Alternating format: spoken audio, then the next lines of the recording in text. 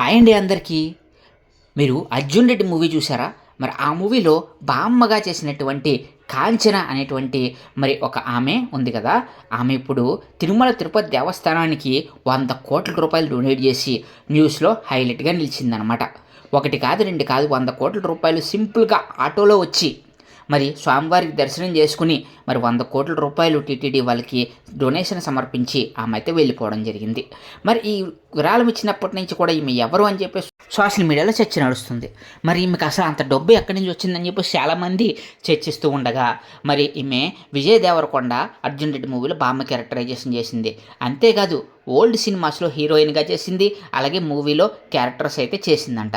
దాంతో ఆమె సంపాదించినటువంటి డబ్బుల్లో స్వామివారికి భక్తిగా మరి తాను 100,00,00,000 సమర్పించి అయితే వెళ్ళిపోయింది. దీంతో ఇప్పుడు ఈమె హైలైట్‌గా నిలిచిందనమాట. మీకు మరిన్ని ఇలాంటి ఇంట్రెస్టింగ్ వీడియోస్ కావాలనుకుంటే వెంటనే మా ఛానల్ సబ్స్క్రైబ్ చేసుకొని మా వీడియోని అయితే లైక్ చేసేయండి. Thank you friends.